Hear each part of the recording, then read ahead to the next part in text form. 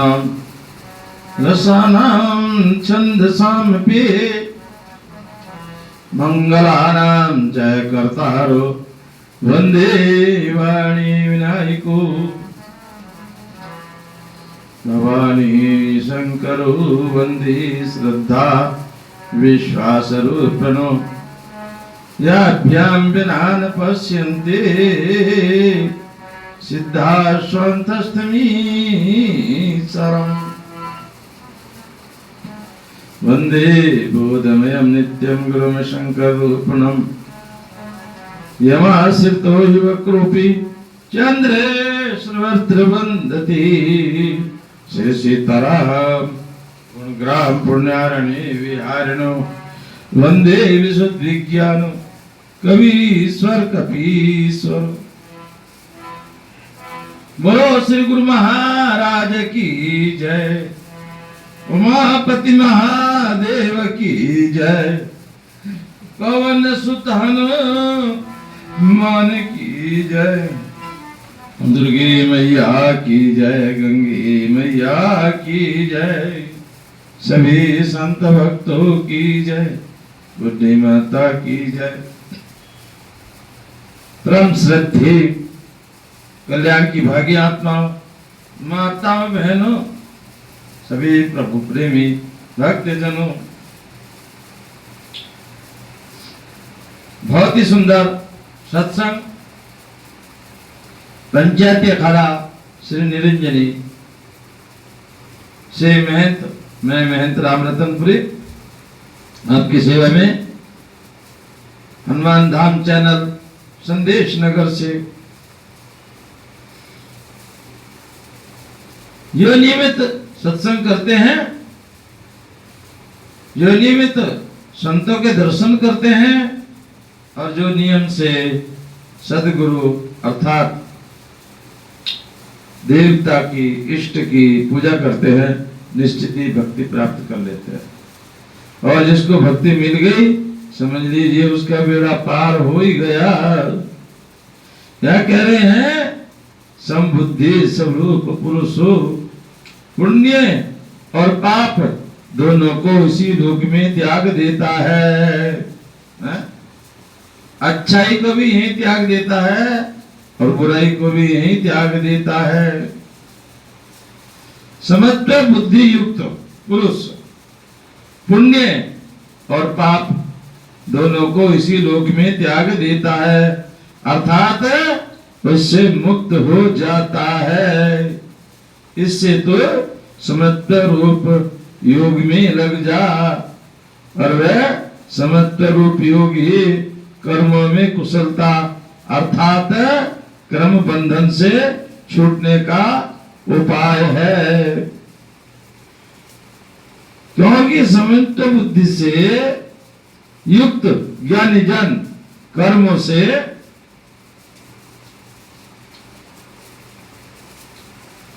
उत्पन्न होने वाले फल को त्याग कर जन्म रूप बंधन से मुक्त हो जाते हैं और निर्विकार परम पद को प्राप्त हो जाते हैं। बहुत ध्यान से सुनने की और समझने की है। क्या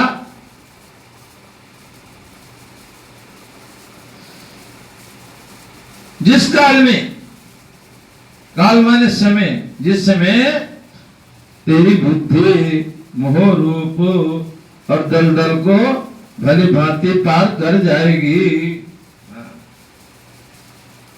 ये जो मोह ममता है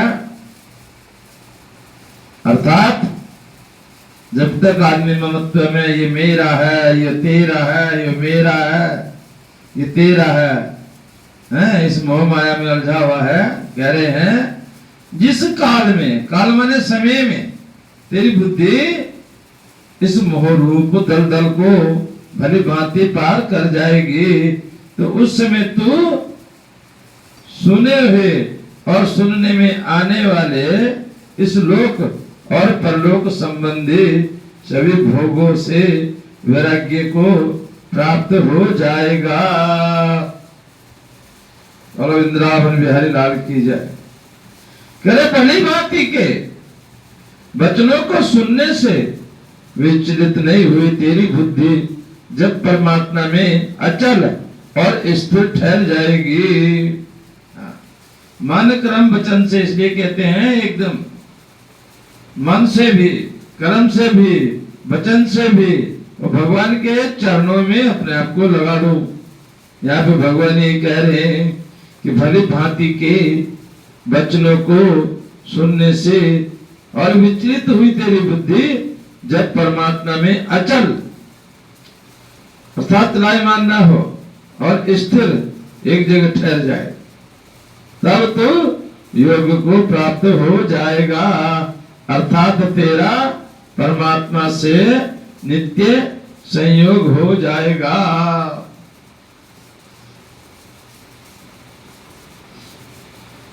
अर्जुन बोले है केशव, समाधि में स्थित परमात्मा प्राप्त हुए स्थिर बुद्धि पुरुष का क्या लक्षण है? वह स्थिर बुद्धि पुरुष कैसे बोलता है, कैसे बैठता है और कैसे चलता है? अर्थात जिसकी बुद्धि स्थिर हो गई है तो वो कैसे होता है?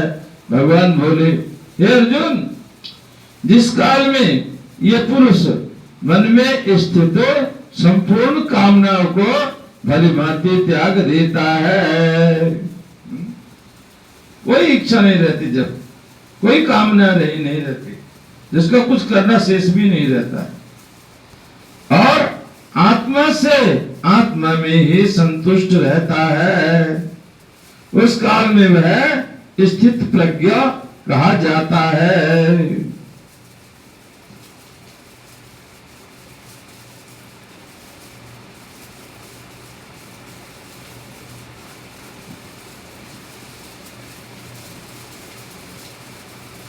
जिस पुरुष की इंद्रियां वश में होती हैं उसी की बुद्धि स्थिर हो जाती है।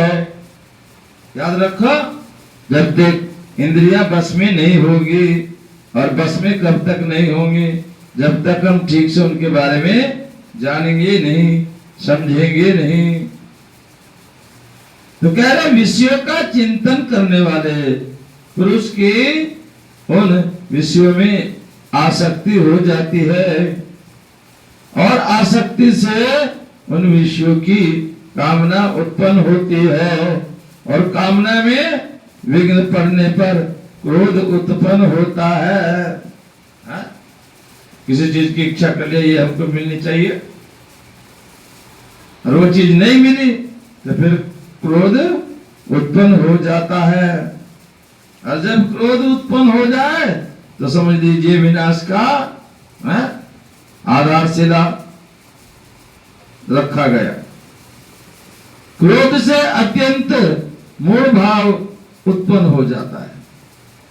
क्रोध में मनुष्य मानव एकदम ज्ञान को भूल जाता है, ज्ञान जो उसका ढक जाता है, अज्ञान सामने आता। फिर तो क्या, क्रोध से अत्यंत मूढ़ भाव उत्पन्न हो जाता है, और मूढ़ भाव से स्मृति में भ्रम हो जाता है। अमृत स्मृति में भ्रम हो जाने से बुद्धि अर्थात ज्ञान शक्ति का नाश हो जाता है, और बुद्धि का नाश हो जाने से वह पुरुष अपनी स्थिति से गिर जाता है। क्रोध ऐसा थोड़ा ही है, क्रोध बहुत खतरनाक है। साधो क्रोध बड़ो दुखदाई, साधो क्रोध बड़ो दुखदाई, पहले जलाए तन अपने को, पाछे और जलाई, साधो क्रोध बड़ो दुखदाई। क्रोध ऐसा खतरनाक है, पहले जिसको क्रोध आता है उसको ही जला देता है। आपने देखा होगा, जिसको क्रोध आता है उसका शरीर कांपने लगता है, हाथ पैर उसके बस में नहीं रहते हैं, जुबान लड़खड़ाने लगती है। अर्थात क्रोध जिसको आता है पहले उसी को जलाता है, फिर सामने वाले को। परंतु अपने अधीन किए हुए अंतःकरण वाला साधक अपने वश में की हुई राग द्वेष से रहित इंद्रियों द्वारा विषयों में विचरण करता हुआ अंतःकरण की प्रसन्नता को प्राप्त होता है। हा? लेकिन जिसने इन सबको जान लिया है तो वो क्रोध से भी ऊपर उठ जाता है। अंतःकरण की प्रसन्नता होने पर उसके संपूर्ण दुखों का अभाव हो जाता है और उस प्रसन्न चित्त वाले कर्मयोगी बुद्धि शीघ्र ही सब ओर से हटकर एक परमात्मा में ही भली भांति स्थिर हो जाती है। वो सोचने और विचारने का है। भगवान ने यही कहा तू सब कुछ त्याग दे और सब कुछ छोड़ छाड़ के बस मेरी शरण में आ जा। यहां भी यही कह रहे हैं क्या, अंतःकरण की प्रसन्नता होने पर और उसके संपूर्ण दुखों का अभाव हो जाता है। उसके जितने भी दुख हैं वो दूर हो जाते हैं और उस प्रसन्न चित्त वाले कर्मयोगी की बुद्धि शीघ्र ही सब ओर से हटकर एक परमात्मा में ही भली भांति स्थिर हो जाती है। बस पूरे ज्ञान का, पूरी भक्ति का, पूरे सत्संग का निचोड़ यही है कि सब कुछ छोड़ छाड़ के मन क्रम वचन से परम पिता परमेश्वर के चरणों में ध्यान लगा के बस उन्हीं को भजते रहे तो फिर काम क्रोध लोभ मोह अहंकार ये भी नहीं आपको परेशान करेंगे। न जीते हुए मन और इंद्रियों वाले पुरुष में निश्चयात्मक बुद्धि नहीं होती और जिन्होंने मन को नहीं समझा, मन को नहीं जीता, मन को नहीं जाना, अरे उनकी बुद्धि तो निश्चयात्मक नहीं होती। अर्थात उस अयुक्त मनुष्य के अंतःकरण में भावना ही नहीं होती तथा भावनाहीन मनुष्य को शांति नहीं मिलती।